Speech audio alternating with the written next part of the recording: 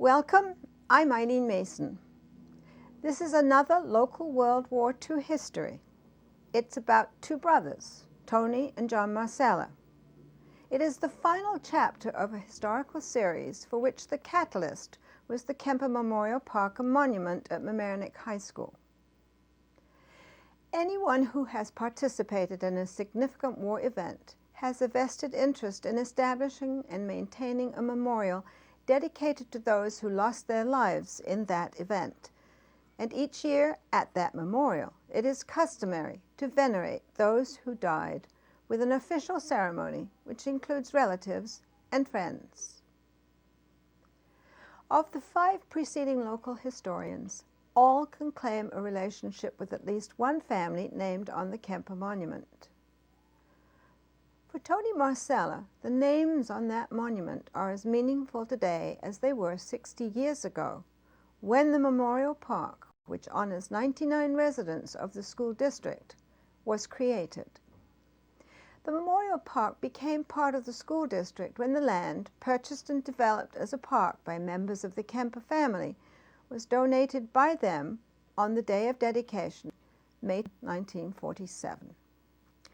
It was to be a memorial on school property, as designed, in perpetuity, to those named on the monument. Mamaroneck village resident Tony Marsella and his brothers Guido and John all served in World War II. John Marsella's service and sacrifice is one of those memorialized in the park. To my little brother, hoping to see you real soon. Until then, I'll be thinking of you constantly. Be good. Your brother John. Historian? Will you be a historian for the American Legion? Yes, I will. I would like to introduce Tony Marsella, who himself is a World War II veteran and who's had 2 brothers, one who is 15 months older and one who is 19 months younger, who also fought in World War II. Unfortunately, the oldest boy, John, did not come back. I'd like to talk to him about his brother John and try to get that down in the annals of history. Who was John Marsella? What kind of person was he? How would you describe him? He was all heart. There wasn't a bad, no bad bones in his body. He was always reaching out for somebody, and he was equally as well liked. This is a picture here made by Bill Malden, the cartoonist, but is very much what I feel inside of me, that you could put any face on this, but I picture this to be my brother John, who did not return from the service. And here's a little Italian girl with a tin can looking for something to eat. Now, my brother said that he would rather be dead than see American kids starving, and whatever it was that happened to him, this is what he was fighting for, because this could be anybody's child in any country, right? When World War II started, he was very upset, and he went to volunteer for the Air Force. I guess maybe because he had not finished high school, he was turned down from volunteering. Then, in 1943, he was drafted on the same day as I was. We left home together. Into the Army? Into the Army, from Mamaroneck. He was sent to Texas for armored warfare training, and I was sent to North Carolina. while I was in North Carolina, there was a notice on the bulletin board that as the Allies were beginning to prepare for the invasion of Sicily and Italy, they needed interpreters. And I knew Italian as well as I knew English, having also been an altar boy at St. Vito's church, where all the prayers were in Latin, so it was even a transition.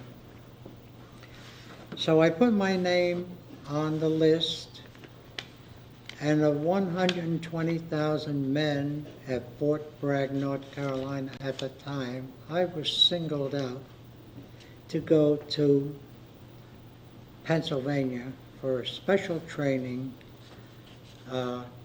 preparing to go overseas. I called my family, don't write to me in North Carolina anymore, now I'm in Pennsylvania, in Camp Shenango. My sister said, John is there too. So he was getting ready to go overseas too, and we were in the same camp. In Pennsylvania, we were across the street from one another. Then we were together for 2 or 3 days. My father came on the train all the way into the Pittsburgh area with a bunch of goodies that my mother had prepared for us. We were together 3 days in Pennsylvania. He shipped out, and I never saw him again. And that's what happened. John was killed May 26, 1944 at Anzio Beachhead when his tank was struck by an armor-piercing shell. He and 2 other men died so violently the personal identification could not be made. Collectively, the remains were interred with 3 names on the gravestone and interred in Louisville, Kentucky. Of course, one fellow who died with my brother was from Texas and one was from Maryland, so the government figured to put the remains in Kentucky would be equally accessible to all 3 families. When the remains were brought back in 1949, my brother Guy and I went to the burial. I have not been back there since. The Kemper Memorial allows me a place to pay respect to all enrolled there. Guido Lancia was in a bomber that crashed. I believe it was in France. 10 fellas on the plane, no positive identification. And buried maybe 5 or 6 plots from where my brother is buried in Kentucky is the grave of Guido Lancia, with 10 names on the monument. So my most favorite expression is that they were friends in life and friends in death. How much closer could they get than they are over there? And he has a brother who lives down here on just off Tompkins Avenue. And I got the permission from him, Armando Lancia, to mention his brother. He said, you can mention. Then there was Ronnie Cargill. I graduated with Ronnie Cargill, and he died in the service. Then I graduated with this fellow, Frank Romano, and he died in the service. And Tilio Santangelo, in the Kemper Memorial. And Jack Landsberg, they only just put Jack Landsberg 2 years ago on this monument here. Jack Landsberg's name was put on the monument out here, not as an original. There's Sammy Panessa, who I played sandlot baseball with. We were altar boys together at St. Vito Church. Then there was George Panessa, his cousin. He was maybe 1 to 2 years in front of me in school, but he was one of the 19 who disappeared in the Bermuda Triangle when those 5 planes went down. The Bermuda Triangle, that incident, what happened exactly? There were, if I can remember correctly, there were 5 planes. And between the 5 planes, there were 19 servicemen. And they went out over the ocean, disappeared without a trace. All 5 planes without a trace. And even, maybe you heard about the Bermuda Triangle before that happened, but that really emphasized the Bermuda Triangle. One of the things I'd like to ask you about, Tony, one of the most moving stories that we've heard when we're doing the research on the people in the Kemper Memorial is the story of your mother and how she found out about her son's death. Do you want to tell us exactly what happened there? Yes. As best as I can piece it together. My mother was visiting next door to an old lady, spending some time with her. Looking out the window, there seemed to be a commotion down on the street. So one of our neighbors knew that my mother was visiting next door with the other old lady there.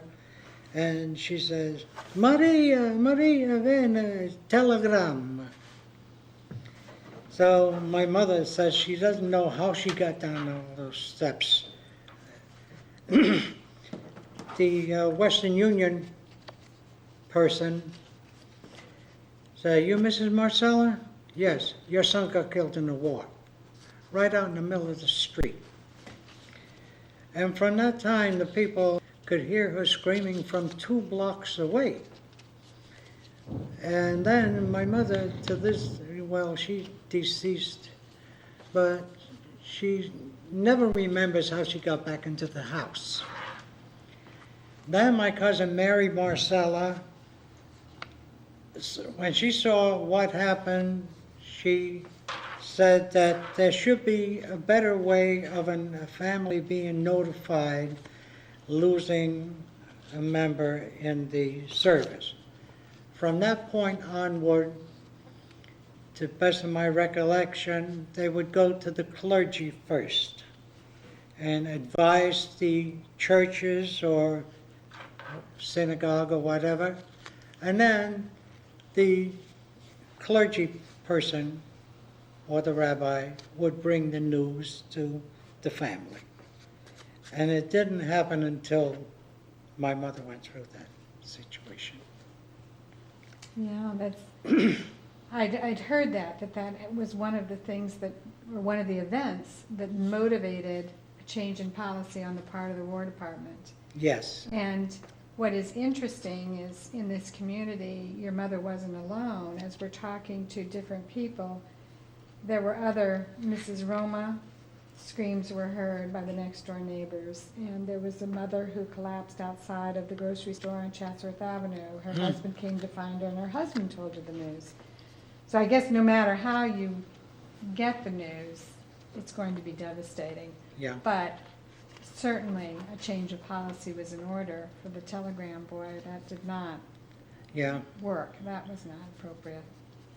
So the people still tell me about that. I was speaking to somebody who just 2 days ago, a lifelong friend of the family, lived a block and a half up the street, and she could hear my mother. Right, right. And Gloria Pritz mentions that she was in a store. Yeah. And I understand the priest at St. Vito's heard the screams and obviously knew there was something terribly wrong, and he came running. Could that's that be when, conceivable?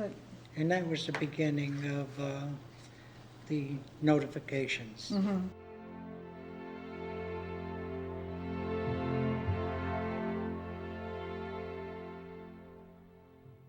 By the time I got over to Africa, the fighting in Africa was already over. Then they were getting ready for the invasion of Sicily. This picture of me was taken in Sicily at a time when I was stationed there with the Allied military government, taking notes in shorthand in Italian and translating them for my captain in English.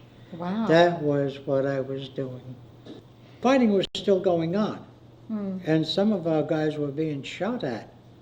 And while we were in Sicily, the Germans had been pushed off Sicily in 36 or 38 days. Now they're across the Straits of Messina in Calabria, Italy. But every night up in the mountains we could see the flashing of dots and dashes. The German stragglers left behind were giving messages over to Italy, telling them where we were stationed at, the buildings we were in. And they hit the building that I was in. And I was just lucky that I was able to make it back.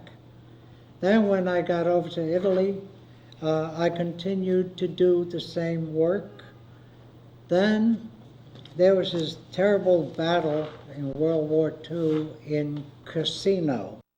Maybe 30 or 40 miles north of Cassino, a little town called Roccaseca. That's where Gloria Pritchett's family is from, too. Really?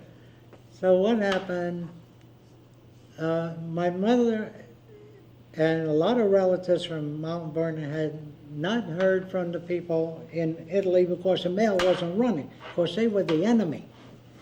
When I went there, I made a long list of all the survivors in Italy and mailed it back here.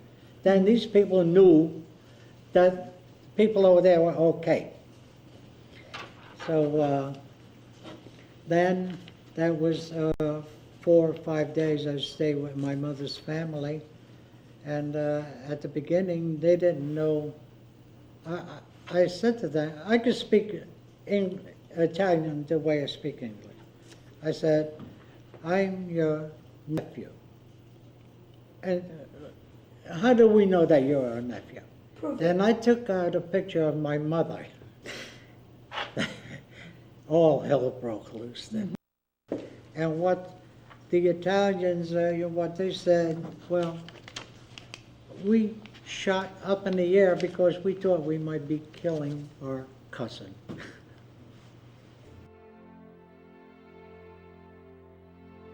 It was not an easy thing. I had 2 uncles who were prisoners of war with the English.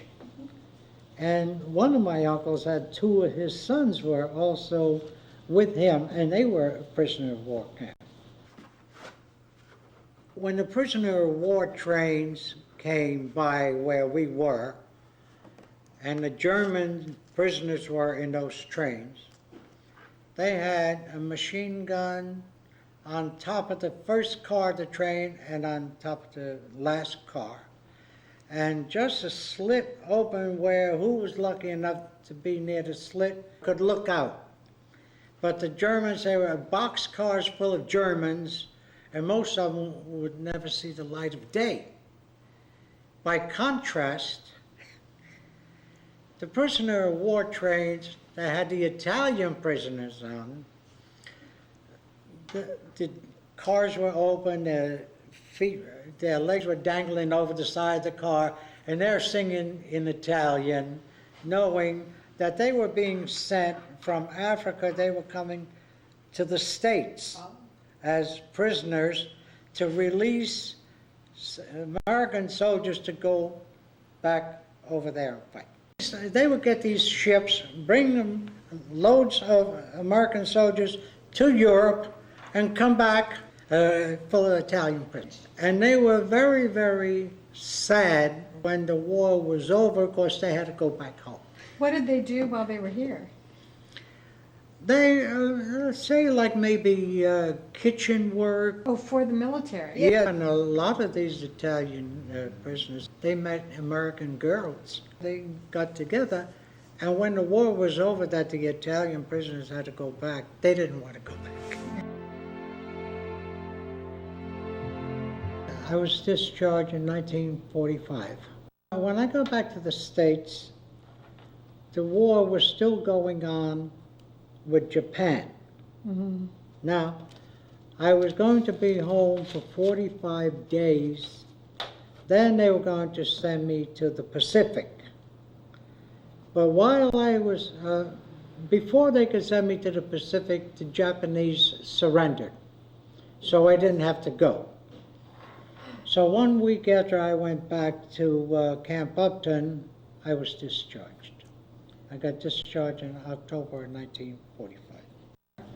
I got back from the war, and ultimately I got a job as an interpreter up at the Westchester County Courthouse. Because they were looking for somebody that could do Italian stuff. Then what happened, I was doing that for a while, and I was doing some gardening work also with contractors. And then I had an opportunity to get a job with the village of Mamaroneck. That was like in maybe 1964. I worked with the village of Mamaroneck for about a year and a half. Then I was invited to go to Playland Park to work in the horticulture department up there. And after I was there for a little over a year, I was awarded the position of supervisor of the gardens with an 18-man crew. And that was what I did, and the people still call me when they have a problem with their gardens, you know, and they say, it hasn't been the same since you left. My father was in World War I and a member of the post-90 American Legion in Mamaroneck here. Were your parents married when they came to the United States, or they came? They got married over there. They were married in Italy? Yes, and then they came together yeah. here. And there were just the 3 boys, or did they have some girls? There are 3 boys and 1 girl. My sister was 14 years old when the news came about my brother dying in the war. And she really never got over it. Tell us a little bit about your father, his height, and his experience in World War I. Well, that's why I said when he got onto the ship, that's when the Germans gave up. They didn't want anything to do with him, as small as he was, you know. And his name was? Dominic. Dominic Marsella. Yeah. And how tall was he? He was 5'11". No, 4 feet 11. 4 feet 11. And the tallest of his brothers? He was the tallest in that Yeah, generation? my father was the tallest of the 3. So they struggled with it because all their sons and daughters grew up bigger than them before we were teenagers. What was your father's occupation? My father was a gardener.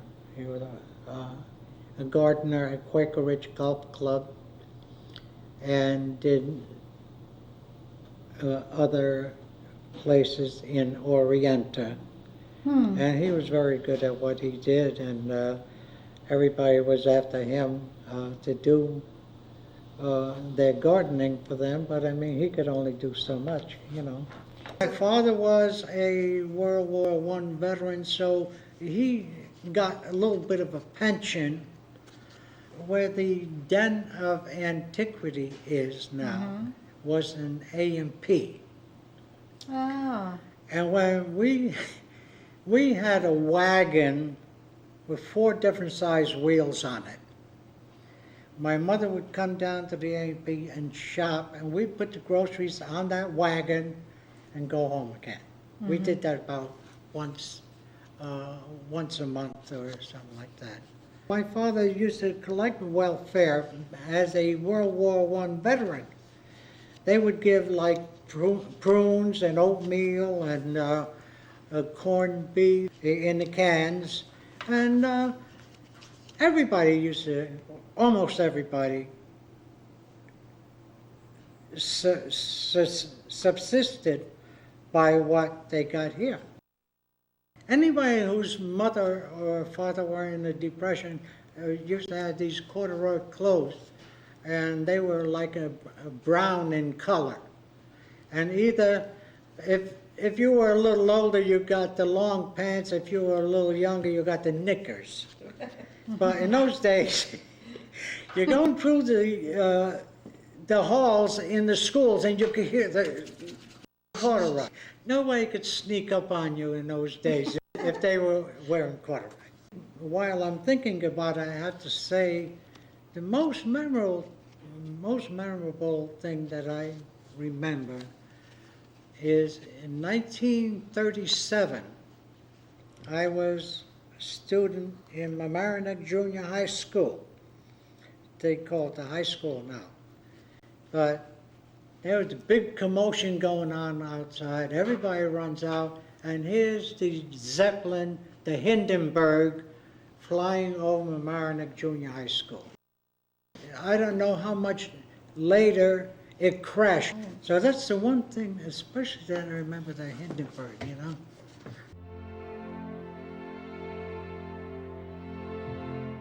In 1956, the New York Thruway, I-95, opened.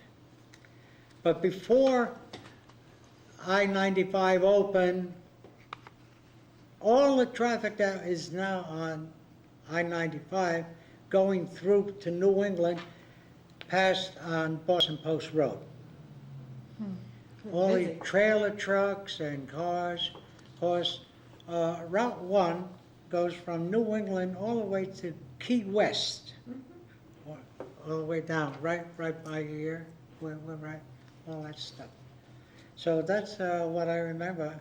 And then I was a little too old to remember the buggies, you know, like the horse-drawn carriages, but they had like the Model A's and Model T's when I was a kid. You know. There was a restaurant across the street of the Post Road. The name of it was King's. And the kids were not allowed to go over to King's and leave the school ground. I guess they did it for the safety of the kids as much as they're doing it today.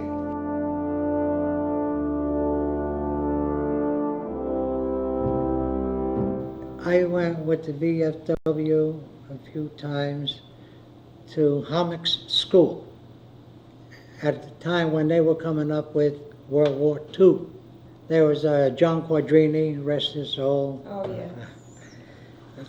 He was my particular hero. Everybody's my hero, but he did the ambulance corps. So there was John, and then now Eugene Bartow, who's the commander of VFW since John passed away, and Dominic Supa, Murray Nass, Frank Nass, a fellow named Charlie Daly, and myself, and another fellow named Charlie Preston, telling these stories to the kids of our experiences in the war. Then the subject came up about the Kemper Memorial. I mentioned about my brother. I said, that memorial's got to stay in place.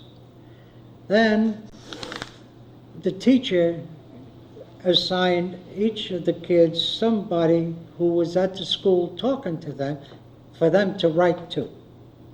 And then the teacher said everybody wanted to write to me.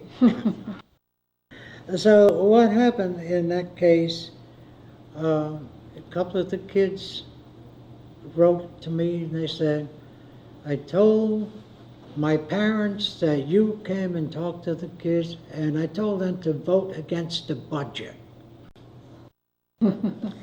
And then the 6 or 8 of them chained themselves to the monument over there. You have no idea how good that made me feel. You know, you're reaching the young people, and that's where it all lies today. Moving the monument to put a soccer field in its place puts the students in danger chasing balls on Boston Post Road. I understand that all of Harbor Island can be used by the school district for $13,000 a year, with all the safety of not having to have any cars being dodged by our children. And at the same time, the school district wants to spend $1,300,000 for the project of moving the memorial. That $13,000 a year, with all the safety and the parking that goes with it, is only 1% of that amount. Save our children and save the taxpayers' money. Keep the memorial in place. In all of World War II, only one soldier was executed for desertion. So truly, this was the greatest generation.